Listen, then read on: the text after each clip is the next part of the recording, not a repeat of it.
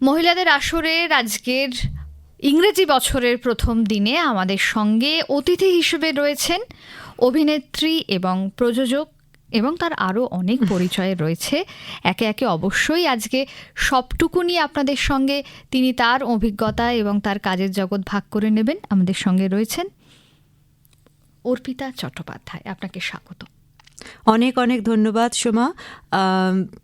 নতুন বছর তোমার এবং সমস্ত শ্রোতা বন্ধুদের খুব ভালো কাটুক, সবাই খুব সুস্থ থাকুক, আনন্দে থাকুক, এই কামনাই করব। জীবনের প্রত্যেকটা দিন আমাদের কাছে খুব একটা সুন্দর হয়ে ওঠে, বিশেষ করে যখন প্রথম দিন, বছরের প্রথম দিন, তখন আমরা ভেবে নিই যে বছরটা প্রেয়ার করি, প্রার্থনা জানাই যে বছরটা যেন সবার ভালো কাটে বা সকলের ভালো কাটে, আমার নিজেরও ভালো কাটে। এই যে সব কিছুর মধ্যে আপনার একদিকে যেমন আপনার অভিনয় জগৎ রয়েছে, আপনার প্রযোজনার কাজ রয়েছে, এছাড়া আপনি দিল্লিতে অতি গুরুত্বপূর্ণ একটা কাজের সঙ্গে প্রত্যেক দিন জড়িয়ে রয়েছেন। কিন্তু তারও আগে একটা ইতিহাস ছিল যেটা আকাশবাণীর সাথে আপনি ওতপ্রোতভাবে জড়িয়েছিলেন। এবং আমরা যখন আজকে আকাশবাণীর উদ্দেশ্যে যখন আপনি আসছিলেন, আপনার সঙ্গে করিডোর দিয়ে আসার সময় আপনি প্রত্যেকটা দিক এমনভাবে বলে দিচ্ছিলেন, মনে হচ্ছিল যে এত বছর পরে আপনি আকাশবাণীতে এলেও আকাশবাণী কিন্তু আপনার সঙ্গেই ছিল। খুব ভালো করে বললে সোমা তুমি। এটা সত্যি কথা, আকাশবাণীর ভেতরে আমি যে কত বছর পর আসছি তার নেই ঠিক, এবং আসার পর স্মৃতির পাতাগুলো হুড়হুড় করে কীরকম খুলে যাচ্ছে। অদ্ভুত অনুভূতি এখন যখন আমি তোমার সঙ্গে এই স্টুডিওর ভেতরে বসে কথা বলছি, সেটা বোধহয় ভাষায় প্রকাশ করা যাবে না। কারণ আকাশবাণীতে আমার পদার্পণ যখন আমার 5 বছর বয়স, শিশুমহল বলে একটি অনুষ্ঠান হতো, সেখানে অডিশন দিয়ে পাশ করি, গান এবং আবৃত্তি দুটো বিভাগে। সেই যে যাত্রা শুরু, তার গল্প দাদুর আসর বলে একটি অনুষ্ঠান হতো, তারপর কিশলয়, বিভিন্ন বয়সের এখতিয়ার পেরিয়ে পেরিয়ে পেরিয়ে পেরিয়ে লাস্ট আমি সেই জায়গা অবধি পৌঁছই, শেষ অবধি আকাশবাণীর সাথে, যখন আমি এখানকার আকাশবাণীর ইম্প্যানেলড আর্টিস্ট হিসেবে মানে সেটা হতে পেরেছিলাম আর কি, নাম নথিভুক্ত করতে পেরেছিলাম। খুব কঠিন সেই প্রতিযোগিতা, প্রচুর মানুষ সেখানে পার্টিসিপেট করে, অডিশন আর কি যেটা হয়, এবং তার 1%ও বোধহয় পাশ করে বা করেন, মানে অন্তত সেই সময় সেরকম ছিল। আমি রাগাশ্রয়ী গানে এমপ্যানেলড হয়েছিলাম।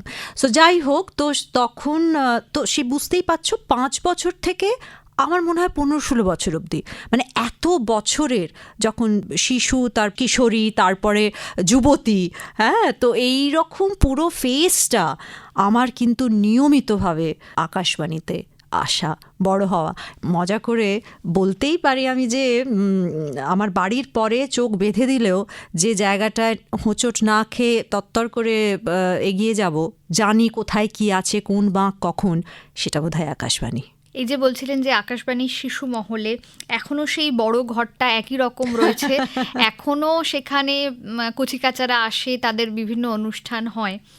সেই ভিড়ে যদি আজকে সেই ছোট্ট অর্পিতাকে কি খুঁজে পাওয়া যায়, মানে সেইখানে কোথাও দেখলে মনে হয় যে ওইখানে তো একদিন আমিও ছিলাম। সত্যি তাই। আমি ইনফ্যাক্ট তোমাকে বলছিলাম যে সেই জায়গাগুলো ওরকম আছে কিনা, একদম ওরকম আছে। কিছু কিছু দেখলাম চেঞ্জ হয়েছে, এবার মোস্টলি খুব, মানে তোমাকে বললে বিশ্বাস করবে না, বুঝতেই পারছো, শিশুমহল মানে 5 বছর থেকে শুরু, 5 থেকে বোধহয় 8-9 এরকম কিছু একটা এজ ব্র্যাকেট ছিল, সবাই বাচ্চা, মানে অত বড় একটা এতে স্টুডিও, সেখানে একদম নরম কার্পেট বেছানো, অন্তত আমার বাড়িতে তো সেটা ছিল না, আমার ভীষণই মধ্যবিত্ত একজন পরিবারের, তো সেটা না একদম মোটামুটি হাফ পার্ক বা প্লেগ্রাউন্ড আমরা বানিয়ে ফেলতাম।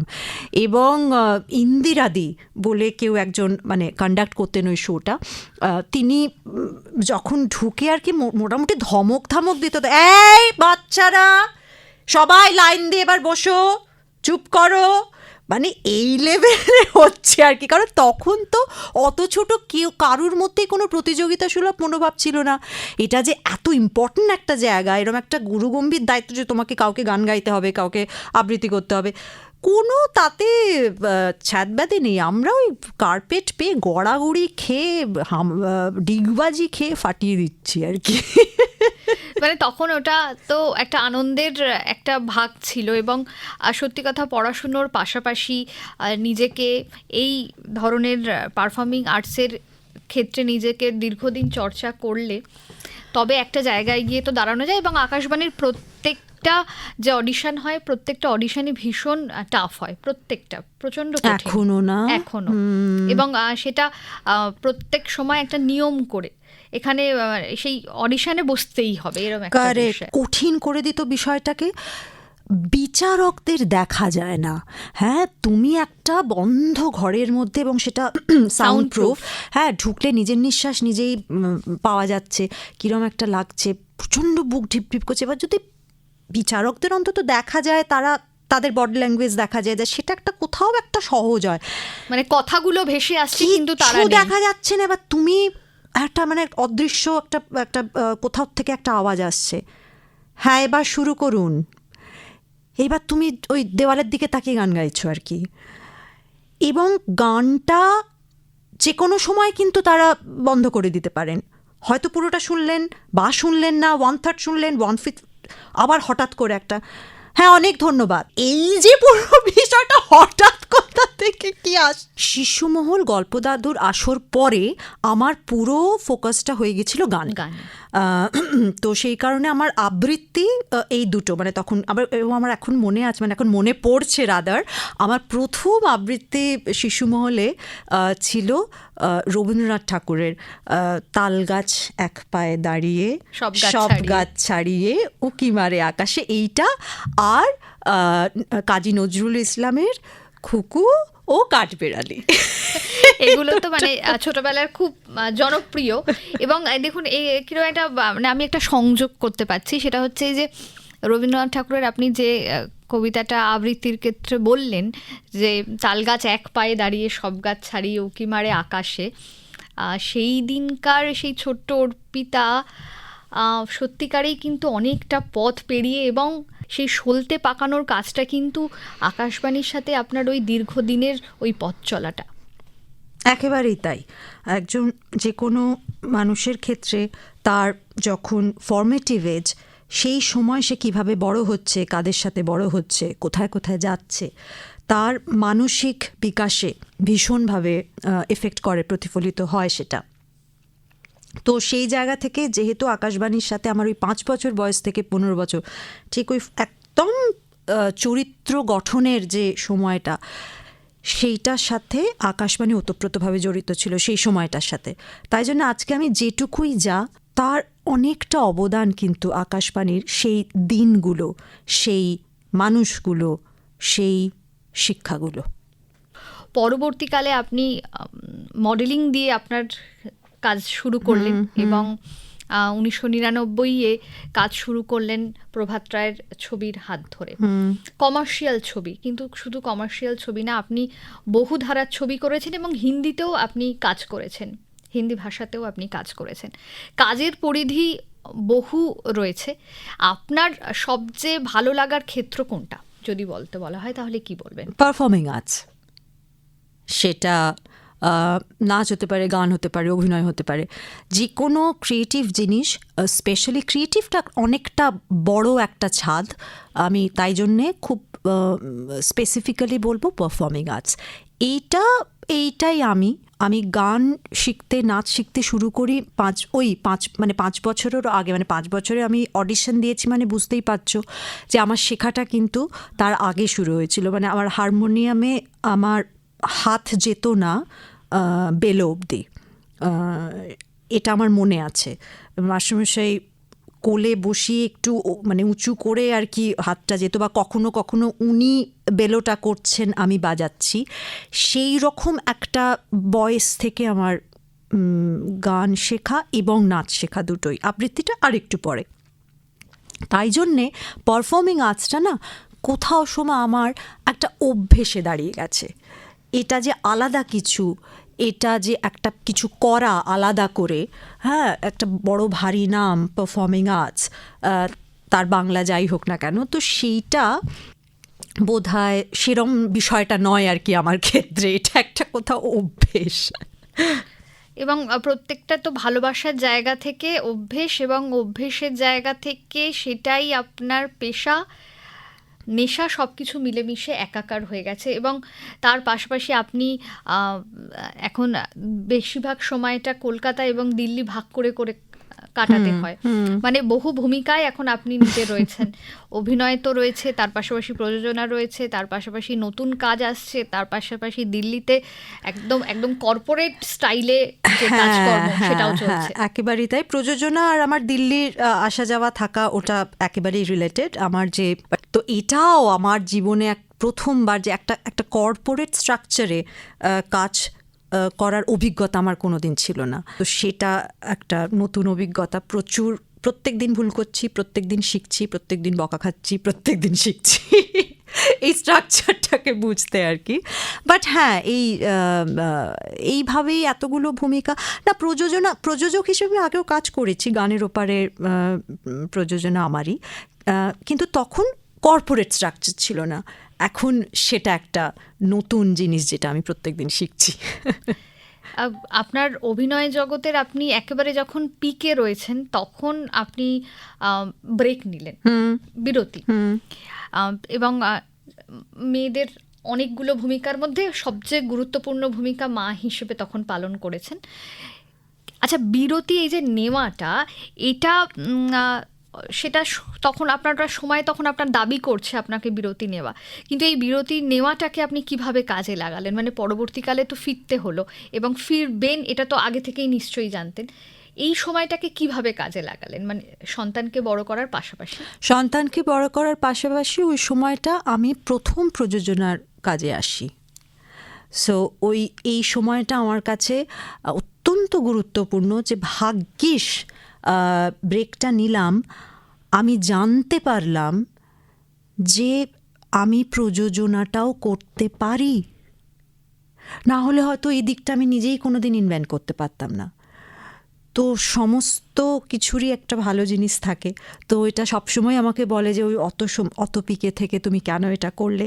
ওটা আমার সিদ্ধান্ত ছিল, একেবারেই আমার সিদ্ধান্ত ছিল, কিন্তু তার যে ফলটা হলো সেটা হচ্ছে আমাকে আরও একটু মানে বিস্তৃত দিশা বা হরাইজন যেটাকে বলে, সেটা আমি দেখতে পেলাম কিন্তু ওই সময়তেই।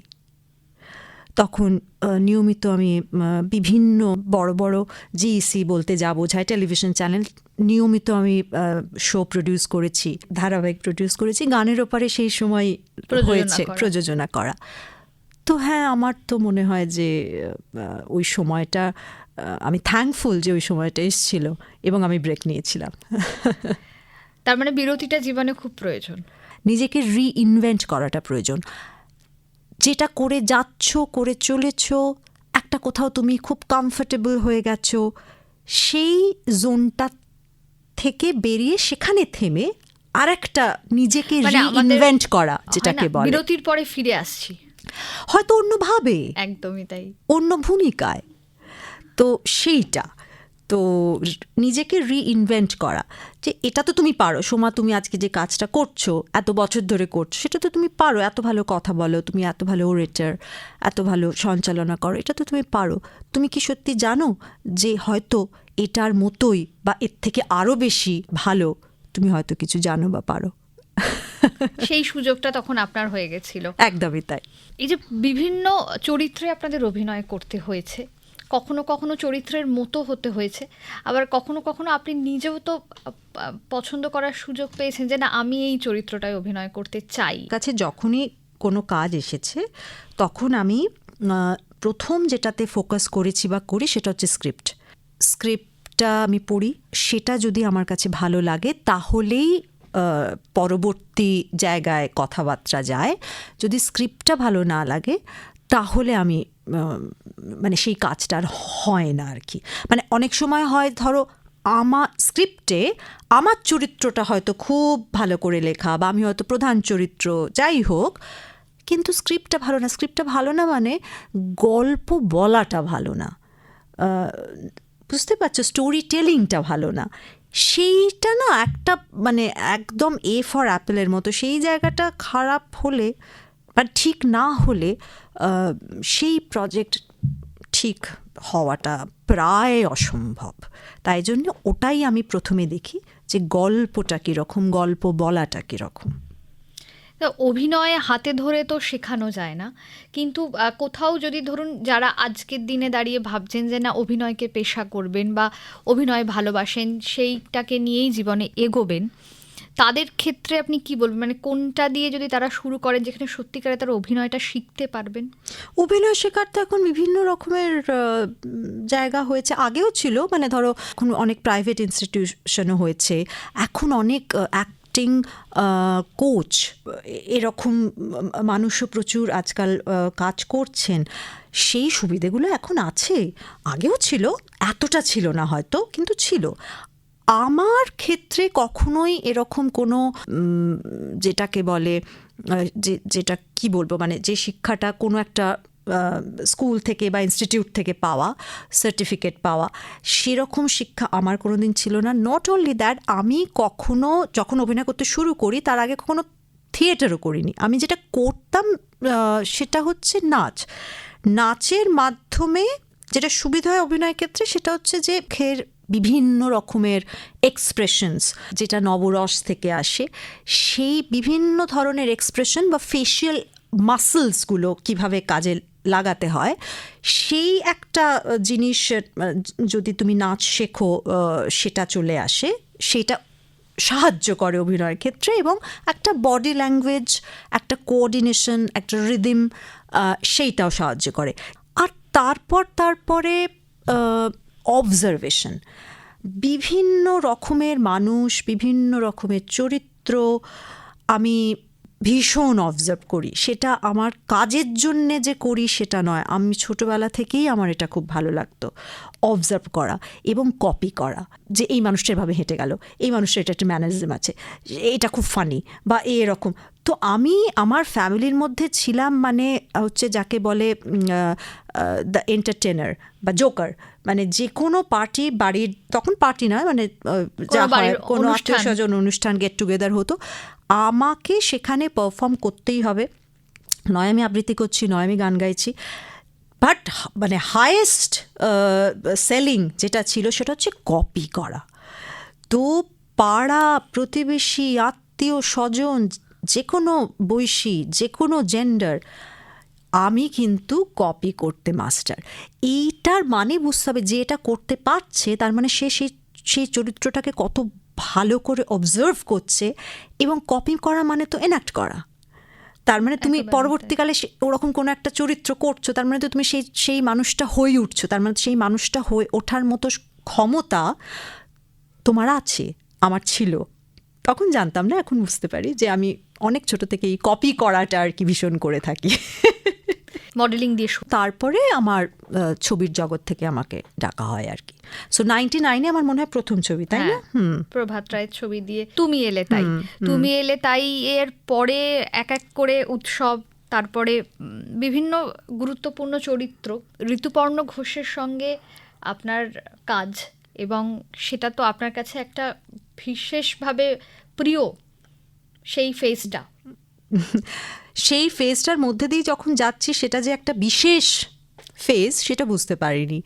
কারণ যখন প্রথম ছবি তুমি এলে তাই প্রভাত রায়ের পরিচালনায় বলা হয়, আক্ষরিক অর্থে সেটা ঠিক, কারণ ছবিটা প্রথম রিলিজ হয়েছিল, কিন্তু সেই সময় কিন্তু অসুখ ছবির কাজ হচ্ছে, মানে একটা কমার্শিয়াল ছবি এবং একটা নন কমার্শিয়াল ছবি। আমি এই ট্যাগগুলোতে একেবারেই বিশ্বাস করি না, আমি একটা ট্যাগেই বিশ্বাস করি, সেটা হচ্ছে ছবি বা ফিচার ফিল্ম বা সিনেমা, এই ধারাগুলোতে আমি বিশ্বাস করি না। কিন্তু তুমি যেভাবে বললে আর কি, যদি সেরকম বলা হয় দুটো ধারার পরিচালক বা দুটো ধারার ছবি একই সময় ঘটছে, এবং তখন আমি জানতামও না যে এটা যে দুটো আলাদা ধারা, এটা যে দুটো আলাদা রকমের টার্গেট অডিয়েন্স, এদের এই নাম, এটার এই নাম, ওটার ওই নাম, কিছুই জানতাম না। সেটা একদিকে ভালোই হয়েছে, পরিচালক যেরম বলেছে সেরমভাবে করার চেষ্টা করেছি।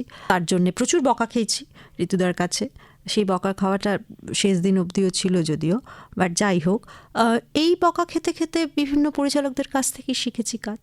বিভিন্ন চরিত্রে যেমন অভিনয় করেছেন, আপনাকে অনেকগুলো দায়িত্ব এখন বর্তমানে সামলাতে হয়। একদিকে আপনি বললেন না যে কোনো মেয়ের ক্ষেত্রেই সেটা, যে সে কখনো নিজে সন্তান, মেয়ে, আবার কখনো সে মা, তারপরে স্ত্রীর ভূমিকায় তাকে কাজ করতে হয়। প্রতিনিয়ত একটা চাপ থাকে যে সংসারের প্রতি একেবারে 100% দিতে হবে, কিন্তু কাজের জগৎও এখন দাবি করছে 100%। এই দুটোর মধ্যে ব্যালেন্স করা, এবং তারপরে সবসময় নিজের মনের মধ্যে আমরা মেয়েরা কোথাও একটা ভাবতে বাধ্য করা হয় যে আমি বোধহয় পুরোটা পারলাম না আমার সন্তানকে দিতে। এই দুটোর মধ্যে ব্যালেন্স করে চলাটা কতটা কঠিন? এই এই এই গিল্ট যে ফিলিংটা, যে আমি কি পুরোটা পাচ্ছি এ ভালো মা হতে, ভালো স্ত্রী হতে, ভালো মেয়ে হতে, হ্যাঁ, এইটা আসে কন্ডিশনিং থেকে। মানে যুগ যুগ ধরে এই কন্ডিশনিংটা হয়ে এসছে এবং সেটা আমরা এখনো পর্যন্ত বহন করে চলেছি। তাই জন্য সমস্ত চরিত্র মেয়েদেরই করতে হবে এবং মেয়েদেরই সেটা খুব ভালোভাবে করতে হবে, এরকম একটা কন্ডিশনিং। তো আমি যেটা বলার চেষ্টা করছি যে এটার পেছনে সায়েন্টিফিক বা লজিক্যাল কোনো এক্সপ্লানেশন নেই, বা কোথাও রুল বুকে লেখা নেই, সংবিধানে লেখা নেই যে এটা করতে হবে, এটা করা উচিত, এই নিয়ম মেনে চলা উচিত। এটা পুরোপুরি আমাদের তৈরি করা, সমাজের তৈরি করা, যেটাকে আমি কন্ডিশনিং বলছি। তো এটা আমার মনে হয় যে এটা যে কোনো মানুষের পক্ষে, সে যদি সেটা জানে, যেরকম আমি খুব পরিষ্কারভাবে কথাটা বললাম, তো সেখান থেকে কাটিয়ে নেওয়াটাও তার ওপরেই আর কি, যে কন্ডিশনিং থেকে আমাকে বেরিয়ে আসতে হবে। 2 নম্বর হচ্ছে, যখন তুমি মাল্টিটাস্কিং করছো, ডিফারেন্ট রোল প্লে করছো, খুব ভালো একটা প্ল্যানিং সবসময় করে রাখতে হবে, প্রত্যেকটা দিনের, প্রত্যেকটা সপ্তাহের, প্রত্যেকটা মাসের, যতটা পারা সম্ভব আর কি। যদি ঠিকঠাকভাবে প্ল্যানিং করা যায়, আমার মনে হয় যে কাজ এবং ব্যক্তিগত জীবন বা বিভিন্ন রকমের ভূমিকা, সেইটা কোথাও হলেও মোটামুটিভাবে ঠিকঠাকভাবে ব্যালেন্স করে করা যায়। So that's all. One is come out from the condition, বেরিয়ে এসো কন্ডিশনিং থেকে, আর ভালো প্ল্যানিং করো। Very simple. এটা মনে হয় খুব শক্ত, অ্যাকচুয়ালি কিছুই শক্ত নয়। আর মেয়েদের তো সবসময় নিজস্ব একটা আইডেন্টিটি থাকা উচিত। ভীষণভাবে। তার কারণ হচ্ছে, যখন তার উপর এতগুলো কাজের এক্সপেকটেশন, তার মানে সেই মানুষটাকে মানসিকভাবে, শারীরিকভাবে খুব ভালো থাকতে হবে, তবেই না সে এতগুলো কাজ করতে পারবে। তো সেটা ভালো কি করে থাকবে? সে যদি একটা মানসিক অবসাদে ভোগে, বা কোনো একটা কাজ করছে যেটা তার একটা কোনো ভালো লাগাকে সে প্রতিনিয়ত দাবিয়ে রাখছে, তার মানে সে মন থেকে ভালো নেই, খুশি নেই, তাহলে সে বাকি সব লোককে খুশি করবে কি করে? তাকে তো আগে মন থেকে খুশি রাখতে হবে। এবার প্রত্যেকটা মানুষের খুশি থাকার কারণগুলো বা বিষয়গুলো আলাদা, বা রসদ আমি যাকে বলবো, যে তোমাকে রিফুয়েল করতে হবে, মানে তোমাকে রিজুভিনেট করতে হবে নিজেকে, তবেই না তুমি কাজটা করতে পারবে। সেটার এক একজনের এক এক রকম, যার যেটা করে তার রসদ সে সেই জায়গা থেকে নিতে পারবে, তাকে সেই রসদটা নিতে হবে, পেতে হবে, দিতে হবে, নাহলে সে এতগুলো কাজ করতে পারবে না। কাজের মধ্যে কিছুটা সময় তো নিশ্চয়ই অবসর সময়ের জন্য আমরা প্রত্যেকেই কম বেশি পাই। সেই অবসর সময় কি করতে সবচেয়ে ভালো লাগে? আমায় যদি জিজ্ঞেস করো, আমি বলবো যে কন্টেন্ট দেখা। মানে আমি সমস্ত রকমের কন্টেন্ট দেখি, সেটা সিনেমা হোক, ওয়েব সিরিজ হোক, ডকুমেন্টারি হোক, ডকুড্রামা হোক, এনিথিং। এখন ওটিটি আসাতে আরও সেটা সুবিধে হয়ে গেছে। সারা পৃথিবীর বিভিন্ন ভাষার কন্টেন্ট আমি দেখি।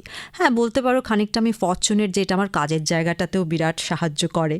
কারণ দিল্লিতে আমি যে কাজটা করি, যে কোম্পানি আমার, সেটার হচ্ছে প্রোডাকশন হাউস। মানে আমি ওয়েব সিরিজ, ফিচার ফিল্ম এগুলো সব প্রডিউস করি। ইনফ্যাক্ট আমার প্রথম ওয়েব সিরিজ আসছে সোনি লিভে, সেটা 6 ফেব্রুয়ারি, জ্যাজ সিটি, সেটা আসছে 6 ফেব্রুয়ারি 2026। এই প্রোডাকশন হাউসটার আমি একটা, মানে কি বলবো, ফুল টাইম ডিরেক্টর, যেটা একটা বড় কর্পোরেটের পার্ট। তো সেইটা একটা অনেকটা সময় আমার কাছ থেকে নিয়ে নেয়, কিন্তু তারপরেও আমি মানে বাকি জিনিসগুলোই প্ল্যানিং করে চলতে হয় আর কি। তার মানে প্ল্যানিংটা খুব গুরুত্বপূর্ণ। ভীষণ গুরুত্বপূর্ণ, ভীষণ গুরুত্বপূর্ণ। আর এই প্ল্যানিং যে করতে পারে, সে কিন্তু ডিসিপ্লিনড। কোথাও একটা ডিসিপ্লিনড মানে হচ্ছে, মানে একটার সাথে একটা খুব কানেক্টেড। যে প্ল্যানিং করতে পারছে সে ডিসিপ্লিন, যে ডিসিপ্লিন সে কিন্তু সময়ের মর্যাদাটা দেয়। মানে বিইং অন টাইম, বুঝতে পেরেছ, নিজে সময়ের মর্যাদা দেওয়া এবং অন্যেরও সময়ের মর্যাদাটাকে বোঝা, সেটা। সো এগুলো অল কানেক্টেড। আর কোথাও মনে হয় সমস্ত জিনিসগুলো তুমি যেটা অনেক আগে ইন্টারভিউ শুরুতে বললে, কোথাও কিন্তু এই যেখানে বসে আছি সেই আকাশবাণী দিয়েই কিন্তু এই অভ্যেসগুলো মজ্জায় মজ্জায় ঢুকে গেছে। সময় আসা, সময় মানে কোনো অপশন নেই। 27 তারিখ সকাল 10:27 ধরো, এরকম একটা টাইম, সবসময় যে রাউন্ড ফিগারও তো তা নয়, তোমার রেকর্ডিং মানে 10:27। অর্পিতা চট্টোপাধ্যায় সম্পর্কে বহু মানুষ সব কিছুই প্রায় জানেন, তিনি কি করছেন, কোথায় যাচ্ছেন, কি মানে এখন তো মিডিয়া সবসময় এই খবরাখবরগুলো দেয়, কিন্তু আপনার এই কথার পরিপ্রেক্ষিতে আমি আমার শ্রোতা বন্ধুদের না বলা একটা কথা বলে দিতে চাইছি। যে দিদি বললেন না যে অন্যের সময়ের দাম দেওয়া এবং নিজে সময় মতো থাকা। আমি যখন দিদির সঙ্গে যোগাযোগ করেছি অনুষ্ঠান রেকর্ডিংয়ের জন্য, যে দিনটা দিদি সময় দিয়েছিলেন, কোনো কারণে সেই দিনটা মিটিংয়ের জন্য খুব ব্যস্ত হয়ে পড়ার পরের দিন যখন আমার সঙ্গে কথা হলো, দিদি কিন্তু প্রথম কথা যেটা বলেছিলেন সেটা হচ্ছে সরি, আমি কালকে ভীষণ রকমভাবে ব্যস্ত হয়ে পড়েছিলাম। অর্পিতা চট্টোপাধ্যায়ের কোনো দরকারই নেই এই একটা টাইমিংয়ের ফেল করার জন্য সরি বলার, বাট যেহেতু উনি সেটা ভেতর থেকে এই কথাগুলো বললেন যে না, সময়, অপরের সময়েরও দাম দেওয়া উচিত এবং নিজের সময়ের দাম তো অবশ্যই দেওয়া উচিত। মানে এই না বলা কথাটা আমি চাইলাম বলতে, আমার শ্রোতা বন্ধুরা শুনুক, কারণ একটা মানুষের তার প্রযোজনা, তার অভিনয়, এগুলো তো রয়েছে, কিন্তু না বলা যে জিনিসগুলো ভেতরে নিয়ে মানুষ থাকেন, আর সেগুলোও জানা উচিত যে আসলে মানুষটা। এবং আমি যখন কথা বলেছি এবং মানে ফোনটা রাখার পরে আমার কোথাও এরকম অনুভূতি হয়নি যে আমি মানুষটার সঙ্গে প্রথম কথা বললাম। এতটাই কাছের এবং এতটাই ডাউন টু আর্থ। এরকমই থাকুন, এরকমই থাকুন, এরকমই থাকুন সবসময়। বলবো এই আসলে এইটাও একটা গ্রুমিং। এগুলো জানো তো, আমি সত্যি খুব ফরচুনেট, আমি যাদের গুরু হিসেবে পেয়েছি বিভিন্ন সময় জীবনের বিভিন্ন ফেজে, সেটা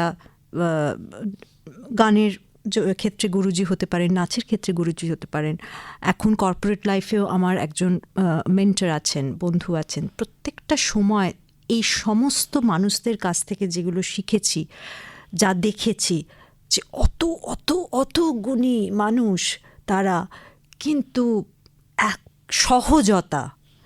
সহজতাটা যে কি কঠিন একটা বিষয় অ্যাচিভ করা, সেইটা আমি মানে অত ছোট বয়স থেকে দেখে দেখে শিখেছি যে ওইটা is mandatory. To be ordinary is extraordinary, এটা কথাতেই আছে। তো সহজ হওয়াটা খুব কঠিন। ভালো একটা প্রজেক্ট, আপনার ড্রিম প্রজেক্ট আসতে চলেছে ফেব্রুয়ারি মাসে, সেটার জন্য আগাম শুভেচ্ছা। খুব ভালোভাবে সেটা। অনেক অনেক ধন্যবাদ সোমা, সিরিয়াসলি। আমি আগামী বছরের জন্য শুধু নয়, প্রত্যেক বছর, বছরের পর বছর একই কথা সবাইকে বলি, আজকেও সেটাই বলবো, যে ওই সহজতাটা কোথাও একটা আমার ভীষণ পছন্দের একটা জিনিস। আমি সবসময় চেষ্টা করি জীবনের প্রত্যেকটা ক্ষেত্রে সেটা মেনটেন করার। তো সেই খুব সহজভাবেই বলবো লাইনটা, সেটা হচ্ছে লিভ অ্যান্ড লেট লিভ, মানে নিজে ভালো থাকো, অন্যকে ভালো রাখো, দ্যাটস ইট। অনেক ধন্যবাদ।